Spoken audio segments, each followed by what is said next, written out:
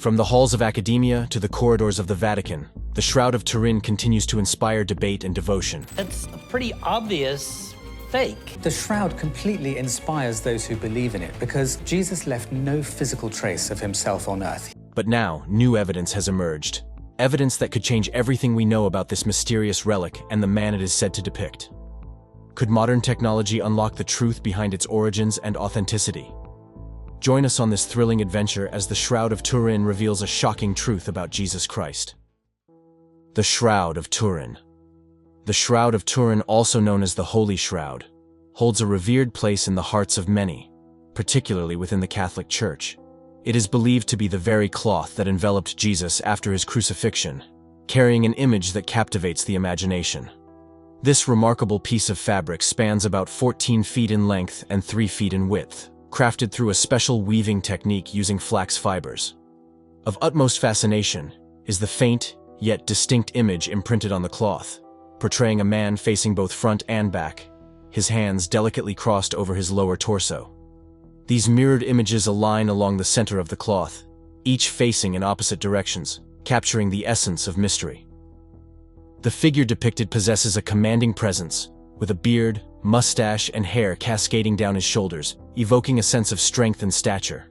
Notably, the image bears traces of reddish-brown marks that correspond to the wounds described in biblical accounts of Jesus' crucifixion, further deepening the enigma surrounding the shroud. Experts have pondered over the figure's height, estimating it to be between 5 feet 7 inches to 6 feet 2 inches, adding another layer of intrigue to this ancient relic. In 1532, a devastating fire erupted within a chapel in Chambéry, France, where the revered shroud was housed.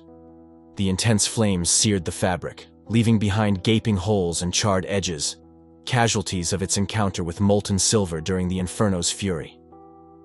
To mend these wounds, skilled nuns of the Poor Clare order meticulously stitched 14 sizable triangular patches, along with 8 smaller ones onto the cloth, a labor of love to preserve its sanctity. Then, in the spring of 1898, an Italian photographer by the name of Secondo Pia received a rare opportunity to capture images of the shroud. This historic event marked the first time the relic had been photographed, unveiling an intriguing revelation. The human likeness imprinted on the cloth emerged with startling clarity in the black and white negative, surpassing the visibility in its natural sepia hue. This discovery continues to hold significance, offering invaluable insights into the intricacies of the shroud and its enduring enigma. Subsequently, in 1931, photographer Giuseppe Enri embarked on a similar endeavor, capturing photographic evidence that echoed Pia's findings.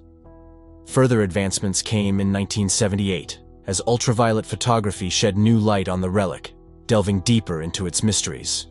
Displayed in a church in north-central France, the shroud unveiled a negative image infused with 3-dimensional details unmatched by conventional paintings.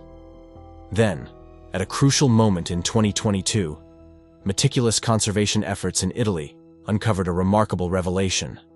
Removing the 16th-century cloth backing revealed a unique stitching pattern on the shroud's reverse, similar to that discovered solely at Masada Fortress in Israel, a connection to antiquity that lends credence to the shroud's narrative, intertwining with the era of Jesus' earthly existence. Delving into the tale woven within the Shroud of Turin, we walk a path laden with intensity, unraveling the touching moments etched into its sacred fibers, the agony of the Christ. In the harrowing moments leading to his ultimate sacrifice, Jesus endured a relentless barrage of cruelty and torment, each excruciating detail etched into the very fabric of the shroud that would later bear witness to his ordeal. Stripped of dignity and subjected to merciless beatings, the blows from the flails, tipped with both blunt and sharp edges, tore into his flesh, leaving it shredded. His body, once whole, became a canvas of agony, battered and covered in the scars of brutality. To compound his suffering, soldiers fashioned a crude crown of thorns, hastily twisted from branches, and pressed it upon his brow. With each thorn, agony bloomed anew, mingling with the warmth of his blood staining the fabric of his garments. Forced to bear the weight of the cross, his blood-stained garments clinging to his torn flesh, Jesus embarked on a painful journey. Each step forward was a battle against pain and exhaustion, the weight of the cross digging into his shoulders, worsening the wounds inflicted by the merciless scourging. As he stumbled under the burden, the weight of the cross bore down upon him, crushing his chest against the earth. His arm twisted unnaturally, wrenched from its socket, while the cross pressed into his neck and shoulders, rendering him partially paralyzed. With callous indifference, soldiers yanked him up by his dislocated arm, compelling him to continue the agonizing march. Bent over in pain, his right arm hung limp at his side, an indication of his suffering and resilience amidst unimaginable torment. Each mark told a tale of unparalleled sacrifice, each wound a testament to the depths of his love and the magnitude of his suffering. His garments, drenched in blood, were torn away without mercy, reopening wounds that had begun to cling to the fabric. Helplessly thrust upon the cross, the soldiers proceeded to hammer nails into his already twisted and dislocated right arm, causing unbearable agony as nerves and ligaments were torn apart. In the final moments on the cross, Jesus endured agony as his body bore the weight of his sacrifice. Nails pierced his hands and feet, binding him to the wooden beams. Each breath was a struggle, the weight of his body making it difficult to fill his lungs. With every heartbeat, pain radiated from the wounds inflicted upon him. His parched lips whispered prayers, mingled with cries of anguish. As the hours passed, his strength waned and the pain intensified. Every movement sent waves of torment through his body. The weight of the sins of humanity pressed down upon him, a burden he willingly bore. Amid his suffering, Jesus cried out, a raw and anguished plea that echoed through the heavens. It was a cry of pain and longing, and in that moment, as he surrendered to death. After Jesus' passing, Joseph of Arimathea made a courageous move. Teaming up with Nicodemus, another individual who secretly admired Jesus, Joseph approached the Roman governor Pilate to request permission to take care of Jesus' body according to Jewish customs. With Pilate's approval secured, Joseph and Nicodemus meticulously wrapped Jesus' body in linen strips infused with myrrh and aloe. Time was of the essence as they worked tirelessly on the eve of the Sabbath, the day before the Jewish Sabbath rest began. Racing against time, Joseph and Nicodemus hurriedly laid Jesus a tomb Joseph bought, situated in a nearby garden close to the site of the crucifixion. As recounted in the Gospel of John, Simon Peter later entered the tomb after Jesus' resurrection and discovered the shroud along with the napkin that had covered Jesus' head. Interestingly, the napkin remained separate from the shroud, providing a touching detail in the narrative of Jesus' burial and resurrection. Decoding the shroud's mystery. For decades, scientists have been debating how the mysterious image on the shroud could have formed.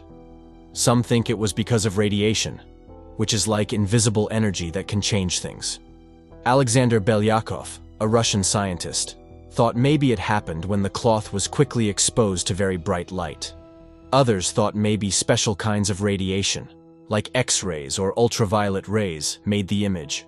They all agree that whatever the radiation was, it came from above the cloth. Paolo di Lazzara, an Italian researcher, had some interesting ideas. He believed the radiation, which he thought was ultraviolet light, was even stronger than any ultraviolet light we have today. He said it would have to be really quick bursts of light, way faster than the blink of an eye, and super powerful, like billions of watts. Imagine a burst of light so fast and strong, it could make an image on cloth that lasts for centuries. Di Lazzara believes that because we don't have the technology today that can make an image like the one on the shroud, it couldn't have been faked back in medieval times, as some people think. But for those who believe in its sacredness, the explanation is simple. Whatever caused the image, whether it was radiation, ultraviolet light, or something else, came from beyond our world. To Christians everywhere, it's clear that the radiation came from divine light, linked to Jesus ascending to heaven. Alberto Carpentieri, a professor at the Turin Polytechnic Institute, has proposed that the image might have been caused by nuclear emissions resulting from a massive earthquake believed to have struck Jerusalem in 33 AD. What adds intrigue to this theory is that the Gospels indeed mention a significant earthquake following the crucifixion of Christ, adding weight to Carpentieri's hypothesis. According to Carpentieri's study, neutron emissions generated by the earthquake could have been responsible for creating the image on the shroud. These emissions might have also interfered with the levels of radiocarbon, which were subsequently used to date the shroud inaccurately, according to Carpentieri. His team of researchers speculates that the earthquake's high-frequency pressure waves, generated in the Earth's crust, could have triggered nuclear emissions. Carpentieri argues that these emitted neutrons might have interacted with nitrogen atoms in the linen cloth, initiating a chemical reaction that resulted in the formation of the face image on the shroud. Moreover, this interaction could have skewed the results of the carbon dating process. The controversy of the shroud's age. In the 1980s, when the Vatican took control of the shroud and initiated a series of tests to unravel its mysteries regarding its composition, origin, and age. Among these tests was carbon-14 dating, conducted at the University of Oxford, the University of Arizona, and the Swiss Federal Institute of Technology. Remarkably, all three tests, with a 95% confidence level, concluded that the fabric originated between 1260 and 1390 AD. This places the shroud's creation over 1,000 years after Jesus Christ's death. To strengthen their findings, researchers highlighted that the radiocarbon dating aligns closely with historical records of the shroud's first documented appearance in 1353, attributed to Geoffrey de Charny, who purportedly brought the artifact to Louvre. Many scholars have raised doubts about the accuracy of the carbon dating conducted on the Shroud of Turin. One prominent chemist, Raymond Rogers, highlighted significant discrepancies in the results. He discovered that while the edges of the shroud contained 37% vanillin, an organic compound expected to break down over time, the body of the shroud contained 0%. This absence of vanillin in the main part of the shroud suggests that it could be much older than the carbon dating indicates. The core issue with the carbon dating lies in the samples taken for analysis. When the Vatican distributed portions of the shroud to 3 universities for carbon dating, they selected tiny clippings from the corners. Rogers argued that if samples were taken from the center of the shroud, the dating would likely reveal an older age than what was officially reported. Moreover, Rogers pointed out that the inability to detect vanillin in the lignin of the shroud fibers, as seen in other ancient linens like those from the Dead Sea Scrolls, suggests an older age for the shroud. Based on the vanillin loss, Rogers estimated that the shroud could be anywhere between 1,300 and 3,000 years old, further casting doubt on the accuracy of the carbon dating results. DNA discoveries and digital revelations. In 2011, a team led by Salvatore LaRusso from the University of Bologna conducted a fascinating study on the Shroud of Turin. They used advanced digital image processing on 2 photographs of the shroud, including a famous negative taken by Giuseppe Enrie in 1931. Despite their thorough analysis, they didn't find any images of flowers, coins, or other objects on the shroud. Fast forward to 2015, when another intriguing study emerged. This time, Italian researcher Barcaccia and his team published their findings in scientific reports. They investigated DNA samples collected from the shroud and its backing cloth during vacuuming sessions in 1977 and 1988. Their research revealed traces of DNA from 19 different types of plants. These plants hailed from diverse regions including the Mediterranean, Central Europe, North Africa, the Middle East, Eastern Asia, and the Americas. The study didn't stop at plant DNA. They also discovered human mitochondrial DNA sequences. These sequences corresponded to various ethnic groups and geographic regions such as Europe, North and East Africa, the Middle East, and India. Additionally, they found DNA from non-human sources, including various birds, and even a marine worm typically found in the northern Pacific Ocean near Canada.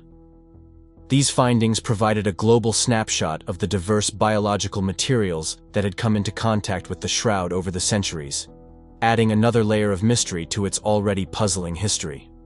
After carefully analyzing the DNA of pollen and dust collected from the Shroud of Turin, researchers made an exciting discovery. The DNA showed that many different people from various parts of the world had come into contact with the shroud over the centuries. The scientists explained that this diverse mix of DNA doesn't rule out the possibility that the shroud originated in medieval Europe. In fact, it aligns well with the historical journey the shroud is believed to have taken, possibly starting in the Near East. What's even more fascinating is that the results hint at an intriguing possibility. The linen cloth might have been made in India. This new information adds another layer to the shroud's storied past, suggesting that its origins and travels were even more complex and far-reaching than previously thought. Discrepancies, debates, and discoveries. While many researchers have praised the image on the Shroud of Turin as anatomically perfect, others argue it might be a clever forgery. In 2007, archaeologists found a crucified Roman near Venice whose heel wounds matched those on another known victim, Jehohanan, but didn't match the wounds shown on the shroud. Furthermore, no known crucifixion victims show evidence of wrist wounds, which the shroud depicts. Critics like Joe Nickel in 1983 and Gregory S. Paul in 2010 have pointed out that the proportions of the image are not realistic. Paul argued that the face and body proportions on the shroud are impossible for a real person. He noted that the forehead is too small, the arms are unnaturally long and uneven in length, and the distance from the eyebrows to the top of the head is incorrect. These features, they suggested, are more consistent with the work of a Gothic artist than with a real human body. In 2018, researchers conducted an experimental blood stain pattern analysis, BPA, to understand how blood flows from the wounds of a crucified person, and to compare these patterns to those on the Shroud of Turin. Their findings were quite revealing. They discovered that the blood patterns on the forearms and the back of the hand did not match up, indicating that these blood flows must have happened at different times due to a specific sequence of movements. Furthermore, the blood rivulets on the front of the image did not align with the lines on the lower back, even considering multiple bleeding events at different times. These inconsistencies suggest that the blood stains on the shroud are not what one would expect from a genuine burial cloth. Instead, they point to the likelihood that the shroud is an artistic or instructional representation rather than an authentic relic. The mismatched blood patterns imply that the image was carefully created to convey a certain narrative, rather than naturally formed by the wounds of a crucified body. Raymond E. Brown also observed that a body in the relaxed position depicted on the shroud couldn't naturally position its hands to cover its genitals as shown. It appears that the right arm and hand were elongated to make this possible. This combination of anatomical inconsistencies leads some experts to believe that the shroud may not be the genuine burial cloth of a crucified person, but rather an artistic creation from the Gothic period. Luigi Garlascelli, a professor of organic chemistry at the University of Pavia, claimed he recreated a full-sized version of the Shroud of Turin, using only techniques available in medieval times. He started by laying a linen sheet over a volunteer and rubbing it with an acidic pigment. After this, he aged the shroud in an oven and then washed it to remove the pigment. To further mimic the original, he added bloodstains, scorches, and water stains. Professor Giulio Fanti remarked that Garlascelli's method seemed unable to produce an image with the most critical characteristics of the Turin shroud. Nonetheless, Garlascelli's reproduction was featured in a National Geographic documentary.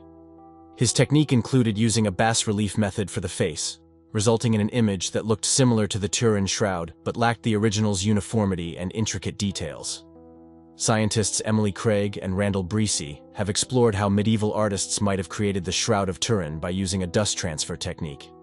They started by drawing a face resembling Jesus on a piece of newsprint using carbon dust mixed with collagen, mimicking the materials and methods available in the 13th and 14th centuries. Once the drawing was complete, they placed it on a table and covered it with a piece of linen. To transfer the image, they pressed the linen firmly against the newsprint using the flat side of a wooden spoon. This process resulted in a reddish-brown image on the linen that looked remarkably lifelike. The image had a three-dimensional quality and showed no signs of brushstrokes, making it appear as if it could have been a genuine imprint of a person. Their experiment demonstrated that it was possible to create a convincing and detailed likeness using techniques that would have been accessible in medieval times. Now it's time for today's subscriber pick. In the dark chamber of a museum, a group of scholars huddled around a glass case containing the mysterious artifact, the Shroud of Turin. Its delicate fabric whispered tales of centuries past, capturing the imagination of all who beheld it. Dr. Sofia Alvarez, a renowned historian and skeptic, eyed the relic with a mixture of curiosity and doubt. As she examined the intricate patterns woven into the cloth, a revelation dawned upon her. The fabric held secrets that could potentially unravel the very fabric of history. With trembling hands, she peeled back the layers of mystery, revealing a shocking truth hidden for millennia. The Shroud of Turin, it seemed, was not merely a relic of religious significance, but a witness to the life and death of a man who had changed the course of history, Jesus Christ. Embedded within the fibers were microscopic traces of pollen, DNA fragments, and faint imprints that matched the descriptions of the crucifixion wounds. In a moment of clarity, Dr. Alvarez realized the magnitude of her discovery. The title of her groundbreaking paper flashed before her eyes: "The Shroud of Turin Reveals Shocking Truth About Jesus Christ." And with that, she embarked on a journey to unveil the untold story hidden within the folds of time. Unveiling parallels. One of the most common concerns among those who study the Shroud of Turin from a religious perspective is whether it matches the descriptions of Jesus' burial in the New Testament. If there are discrepancies between the two, then the shroud cannot truly be the burial cloth of Jesus. According to theologians, the New Testament gives us some details about Jesus' burial, although it doesn't go into exact specifics. One aspect that's often questioned when comparing the New Testament accounts with the shroud is the napkin, which is hardly ever talked about. Some argue that the napkin should have the image instead of the main burial cloth, because it was laid flat over the face. However, research into ancient Jewish customs shows that the napkin was actually folded up and tied around the head to keep the jaw closed during rigor mortis. This practice is supported by both Jewish writings and the New Testament. Interestingly, the man depicted on the shroud also had a cloth tied around his jaw, which aligns with these ancient customs. This isn't a contradiction, but rather a confirmation of the methods depicted on the shroud. Another issue raised is that the man on the shroud wasn't washed before burial, which was a common Jewish custom. While none of the Gospels explicitly state that Jesus' body was washed, it's assumed because of Jewish burial traditions. However, the Code of Jewish Law mentions exceptions to the washing custom, such as when a person is killed by the government. This sheds some light on the matter and suggests that there may have been exceptions to the washing custom, even in Jesus' case. In such cases, according to ancient laws, leaving blood on a person's body was a form of punishment for crimes against the state. So, if Jesus was buried according to Jewish customs, as mentioned in the Bible, it's likely he wasn't washed. Some wonder about the type of linen Jesus was buried in. Some think he was wrapped up like an Egyptian mummy, but the term used in the Bible means wrapped or folded, leaving room for interpretation. Interestingly, ancient Jewish examples show similar burial practices to what's depicted on the shroud. For example, in an Essene cemetery, some people were buried like the man on the shroud. The Code of Jewish Law also says that someone killed should be buried in a single, plain sheet of linen. Even Lazarus, who was raised from the dead, was bound around his head, wrists, and ankles, similar to the man on the shroud. There's also a question about whether Jesus was buried in one or more strips of linen. Some Bible passages mention grave clothes in both the singular and the plural. However, scientific testing shows that the man on the shroud was buried in at least 4 strips of linen, including the shroud itself, a napkin around the head, and his wrists and ankles tied together. These issues are the main ones when comparing the shroud to the New Testament. An exegetical study of relevant Bible passages doesn't prove the shroud is fake. On the contrary, it aligns with the data and even supports the burial method depicted on the shroud. Burial practices like those depicted on the shroud were apparently practiced by Jews in Jesus' time, according to various sources. So, whether the shroud is authentic or not must be determined through scientific and historical investigation. Comparing the gospel accounts of Jesus' suffering with the description of the man on the shroud unveils remarkable similarities. The man buried in the shroud bore numerous injuries, including cuts to the scalp, bruises on the face, and over 120 wounds. After being beaten, he carried a heavy object on his shoulders, leaving marks on his shoulder blades. He stumbled and fell, resulting in bruises on his knees.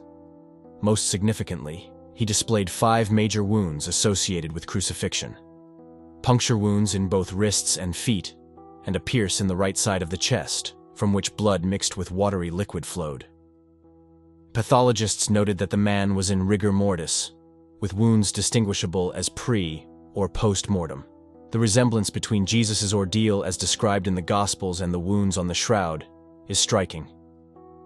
Even more intriguing is the occurrence of uncommon events shared by Jesus and the man on the shroud. For instance, both had a crown of thorns placed on their heads and endured severe beatings. While crucifixion victims typically had their legs broken to hasten death, neither Jesus nor the man on the shroud had their ankles broken. Instead, they were stabbed in the chest post-mortem. They were buried individually, wrapped in expensive linen, and interred hastily. Considering the unique similarities between Jesus and the man on the shroud, scholars have concluded that it's highly improbable for two different individuals to undergo such identical crucifixion experiences. Some studies suggest a 1 in 225 billion chance that they are different persons. Even the most skeptical calculations still yield incredibly low probabilities that Jesus and the man on the shroud are not the same. Moreover, there are no contradictions between their experiences, further bolstering the likelihood of their identity being the same. Throughout the centuries, the Shroud of Turin has been revered as the genuine burial cloth of Jesus, passed down as a sacred relic. Unlike recently discovered artifacts that merely remind us of Jesus, the shroud has always been regarded as the real deal, long before modern science could scrutinize it. This enduring belief strengthens the connection between Jesus and the figure depicted on the shroud. While we can't definitively identify the man buried in the shroud, there are compelling reasons to believe it could indeed be Jesus' actual burial garment. Numerous subtle points align, without any contradictions, further supported by the scientific consensus that the artifact is authentic, not a forgery. Evidence for Jesus' resurrection. When exploring pieces of evidence for the resurrection of Jesus, the shroud presents three compelling arguments. Firstly, while numerous burial shrouds exist, none besides the Shroud of Turin feature an image. Most display only blood and decomposition stains. What sets the shroud apart is its unique double body image, observable in both positive and negative forms, with indications suggesting that it was produced by a burst of light or heat. While recent experimental findings provide further support for this theory, the notion of radiation emanating from a body resembling Jesus holds significant implications for the resurrection, particularly when considered alongside historical accounts.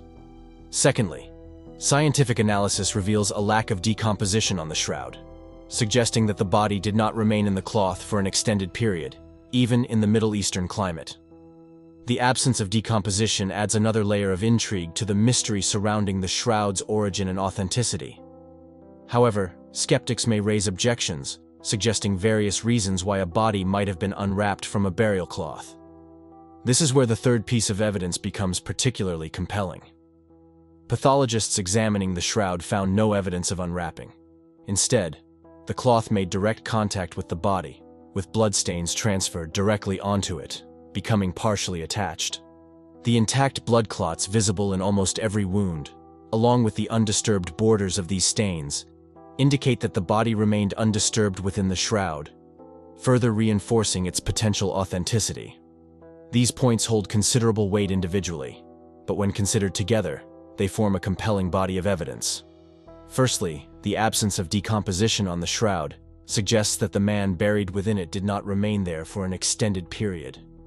However, intriguingly, there are no signs of the body being removed or unwrapped, as evidenced by the intact blood clots and undisturbed borders of the stains.